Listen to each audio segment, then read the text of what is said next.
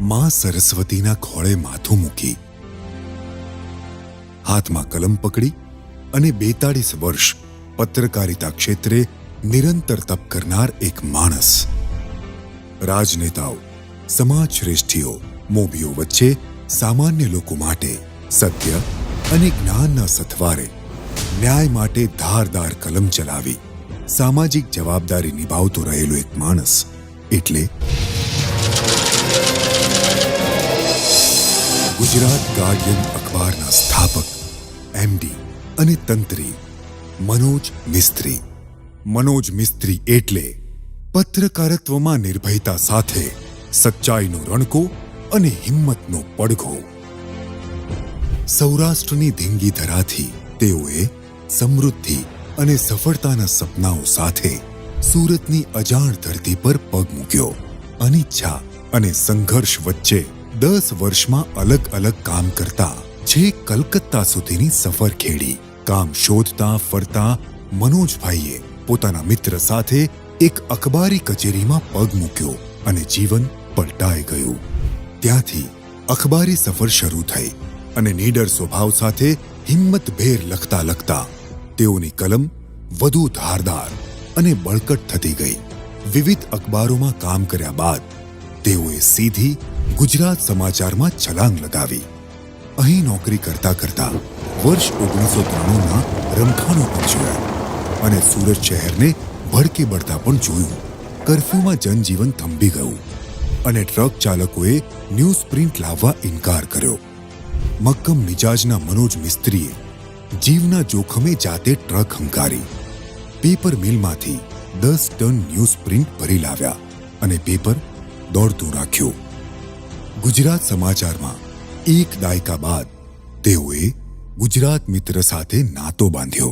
મારી જે કંઈ રફતાર છે એ પ્રમાણે કામ કરવા ટેવાયો છું. મને જે કંઈ વારસામાં મળ્યું છે, જે મારા ગ્રામ્ય જીવન દરમિયાન જે કંઈ મને મળ્યું છે, સાચું કહેવું, સાચું કરવું અને કોઈનાથી પણ ડરવું નહીં.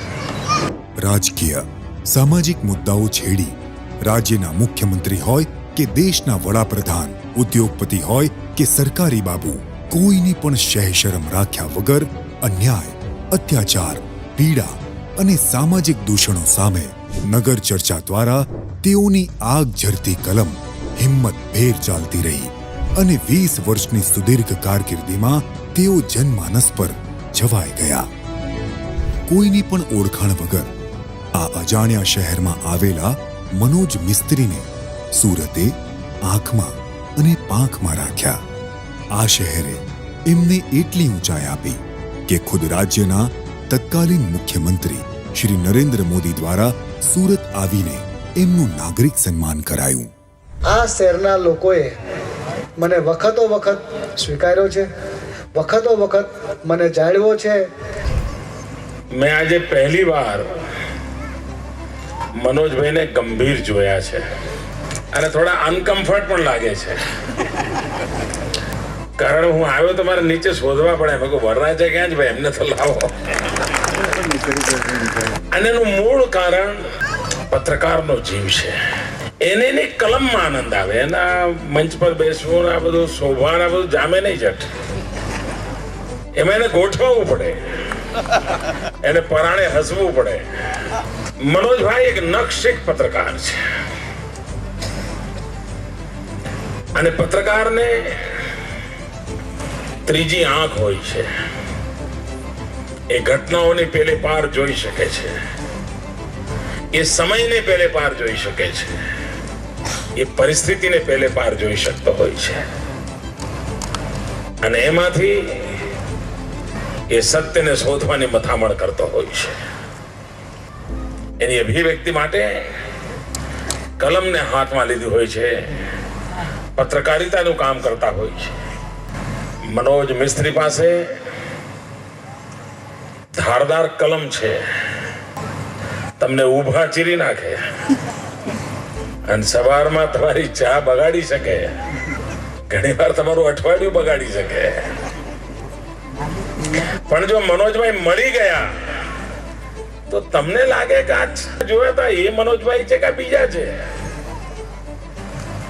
કલમ મૂક્યા પછી, છપાઈ ગયા પછી બાળક સહજ નિર્મળ, બાળક સહજ નિર્મળ, કોઈ કટુતા નહીં, કોઈ દ્વેષ નહીં, સહજ ભાવ, સહજ ભાવ. અને ઘણી વાર તો આપણને એમ લાગે, આપણે છાપું વાંચ્યું હોય અને આપણે ફોન કર્યો તો પછી આપણને એમને કહેવાનું મન ન થાય કે મનોજભાઈ આવું કેમ કર્યું, કારણ કે એ વખતે મનોજભાઈ હોય જ નહીં. પોતાના કાર્યને માટે આ કમિટમેન્ટ અને સંબંધોની બાબતમાં એક સ્વતંત્ર અભિગમ, આ બહુ અઘરું કામ હોય છે, અઘરું કામ હોય છે. પણ મનોજભાઈ આ પચાવ્યું છે અને એને કારણે એમની લેખની વ્યાપક વંચાય છે, વંચાયા પછી ચર્ચાય છે, ચર્ચાયા પછી સંબંધિત લોકોને શક્ય હોય તો એમાંથી કશુંક લઈને ચાલવાની ઈચ્છા થાય છે. હું માનું છું આ નાની મોટી સિદ્ધિ નથી. મનોજભાઈનું સન્માન કરીને મોટું જોખમ ઉઠાવ્યું છે. જોખમ એ ઉઠાવ્યું છે કે એમને જે યાદગીરી રૂપે સ્મૃતિ ચિહ્ન આપવામાં આવ્યું છે એ જોયા પછી અમારી જમાત તો ડરી જ જાય. કારણ એમને કલમ આપી છે, પણ કલમનો આખો રંગરૂપ પંજાબમાં જોવા ન મળે એવું જબરદસ્ત ખંજર બનાવ્યું છે. અને મેં જ એમને આપ્યું છે એટલે ગેરંટી નહીં કે ક્યારે બારો કાઢશે. મારી મનોજભાઈને ખાસ તો કવિતાબેનને વિનંતી છે કે આ સવારે નીકળે તો જોઈને નીકળે, જોજો. એક બાજુ ભૂકી રાખજો. નરેન્દ્રભાઈ સાથે મારે અનેક વખત ઘર્ષણો થયા છે. ઘણું બધું કડવું લખાયું છે, તેમ છતાં તમે અનુભવ્યું હશે કે અમે ખૂબ જ સારા મિત્રો છીએ. રાજ્યસભાના પૂર્વ અધ્યક્ષ નજમા હેપતુલ્લાએ આ ઘટનાથી પ્રભાવિત થઈને કહ્યું, मुझे जो सबसे बड़ी बात आपकी लगी, जिससे मैं यहाँ इम्प्रेस हुई, कि जब आपको नरेंद्र भाई एक अवार्ड दे रहे थे तो आप अपनी कविता का इंतजार कर रहे थे और आपने कविता को यहाँ बुलाया. वो आपकी कविता है, वो आपका इंस्पिरेशन है. मैं उनको भी मुबारकबाद देती हूँ. મનોજ મિસ્ત્રી કહે છે, આ શહેરે અને શહેરીજનોએ જાણે કોઈ પરભવનો ઋણાનુબંધ હોય એમ મને સાચવ્યો અને નિભાવ્યો છે. અજાણ્યા લોકોના પ્રેમ, હૂંફ અને વિશ્વાસે જ મને આ ઊંચાઈ પર પહોંચાડ્યો છે. જ્યારે પણ મુસીબત આવી, આજ શહેરીજનોએ મને ઉગારી પણ લીધો છે. મનોજ મિસ્ત્રીની આવડત, હિંમત અને નિર્ભયતા જોઈ તત્કાલીન મુખ્યમંત્રી શ્રી નરેન્દ્રભાઈ મોદીએ એક નવું નીડર અખબાર શરૂ કરવાનું વિચાર બીજ મનોજ મિસ્ત્રીના મનમાં રોપ્યું હતું. ગુજરાત ગાર્ડિયનની પહેલી ઈંટ નરેન્દ્રભાઈએ મૂકી હતી. મૂળભૂત વિચારધારા નરેન્દ્રભાઈની હતી. જ્યારે પહેલી વખત મુખ્યમંત્રી બન્યા અને એક દિવસની સવારે અમે સુરતના સર્કિટ હાઉસમાં બેઠા હતા, ત્યારે એમણે એક વિચાર આપ્યો હતો કે આપણે એક અખબાર અને ચેનલ શરૂ કરી. અને આખરે એક દિવસ અમે નક્કી કર્યું કે અખબાર શરૂ કરવું.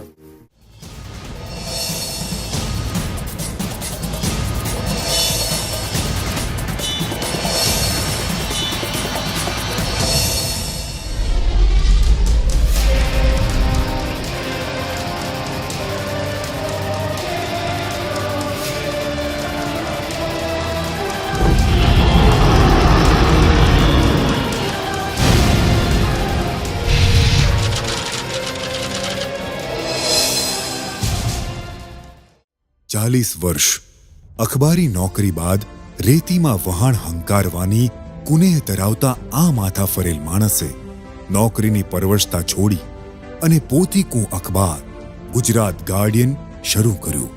ગુજરાત ગાર્ડિયનની પહેલી ઈંટ મનોજ મિસ્ત્રીએ માનનીય શ્રી નરેન્દ્ર મોદીના જ હસ્તે મુકાવી. આ મહામૂલી ક્ષણના સાક્ષી બનતા શ્રી નરેન્દ્ર મોદીએ કહ્યું હતું, આ મનોજભાઈ મિસ્ત્રી પહેલા એ ગુજરાત મિત્ર હતા ને, હવે ગુજરાત ગાર્ડિયન થઈ ગયા. પહેલા એ સરસ્વતીના ઉપાસક હતા, કારણ પહેલા સંપાદક હતા, વેપારી બની ગયા, એમડી થયા. એ સુરતને બરાબર જાણે છે અને સુરત એમને જાણે છે. એનો બરાબર તાલમેલ છે. અને જ્યારે તાલમેલ હોય, કેમેસ્ટ્રી બરાબર મેચ થતી હોય, તો સ્વાભાવિક છે કે અખબાર નું ઉત્પાદન નહીં થાય, અખબારનું સર્જન થશે. પ્રજાનો અવાજ બુલંદપણે ઉઠે, એ ચોથી જાગીરનું કામ છે. મનોજ મિસ્ત્રીએ શ્રી નરેન્દ્ર મોદીના વિચાર બીજને કઈ રીતે મૂર્તિમંત સ્વરૂપ આપ્યું એ અંગે વાત કરતા કહ્યું, વીતેલા એક દાયકા દરમિયાન જ્યારે પણ મેં જીદ કરી છે, એમને ગમ્યું હોય કે ના ગમ્યું હોય, પણ મારી વાત ટાળવાની ભાગ્યે જ કોશિશ કરી છે. પત્રકારિતા મધુમક્ખી જેવી હોવી જોઈએ કે જે મધુ પ્રસરાવે, શુભ પ્રસરાવે, સુવાસ પ્રસરાવે, પણ ખોટું થતું હોય તો એવો ડંખ મારે, નાકના ટેરવા પર જ મારે કે 3 દિવસ સુધી પેલો રૂમાલ ઢાંકીને ફરતો હોય. ગુજરાત ગાર્ડિયનનો સિંહ ગર્જના સાથે આવી રહ્યો છે. મને વિશ્વાસ છે કે સમાજના પ્યોરિફિકેશનના કામમાં એક ઉત્તમ સેવા આ કરે અખબાર, એવી આપણે આશા રાખીએ. અને આનો વ્યાપ જેટલો વધે, જેટલા અખબારો વધે, જેટલી ટીવી ચેનલ વધે, વધવા તો થાય. સામાન્ય માનવીને માંથી સત્ય શોધવાની તાકાત વધતી જશે. મારા માટે તો વિના સંકોચે કહું છું કે ક્યારે આલોચના કરવામાં સંકોચ ન કરતા. ભલે ઉદ્ઘાટન મેં કર્યું હોય, મારી ચામડી ઉધેડશો તો મને વાંધો નથી. લોકશાહીની એમાં જ મજા છે દોસ્તો, લોકશાહીની મજા જ એમાં છે. નવા અખબારના પહેલા પગથિયા સાથે જ જીવનના નવા સંઘર્ષના પણ મંડાણ થયા. રોજે રોજના નવા પડકારો અને નાણાકીય જોખમોમાંથી પણ પસાર થવું પડ્યું. મિત્રો, આપ બધા મારા ગાર્ડિયન છો. સંઘર્ષ દરમિયાન અનેક વિટમણાઓમાંથી પસાર થયો, ફસાયો, લડાયો. તો 40 વર્ષની પત્રકારત્વની મારી કારકિર્દી છે, પરંતુ એ પૈકીના જે પાછલા વર્ષ એ મારો સંઘર્ષ કાળ રહ્યો. એટલા વિષમ દિવસો પણ આવ્યા કે આજે ઘરે જતી વખતે ખબર ન હોય કે આવતીકાલે છાપું નીકળશે કે કેમ. આમ છતાં એક વાત મનોજ મિસ્ત્રી સહિતની ટીમના મનમાં મજબૂત હતી કે છાપું તો ચલાવીશું જ. એક તરફ ડામાડોળ આર્થિક સ્થિતિ અને ઉપરથી કોરોનાની મહામારીને પગલે વેપાર ઉદ્યોગ સહિતનું સમગ્ર જનજીવન ખોળવાઈ ગયું. કેટલીય ફેક્ટરીઓ અને કંપનીઓ પણ બંધ થઈ. અખબાર ચલાવવું અત્યંત મુશ્કેલ હતું. આમ છતાં મજબૂત મનોબળ અને સાથે કર્મચારીઓની હૂંફના સથવારે પ્રજાનો અવાજ બુલંદ કરતું રહેલું ગુજરાત ગાર્ડિયન આ કપરા કાળમાં પણ ટકી ગયું. જોત જોતામાં ગુજરાત ગાર્ડિયન અખબારનું 1 દશક પૂરું થયું. ગાર્ડિયન પરિવાર હવે બીજા દશક નહીં પણ શતકો તરફ અખબારને આગળ વધારવા પોતાના સુકાની સાથે તૈયાર છે અને અડીખમ છે.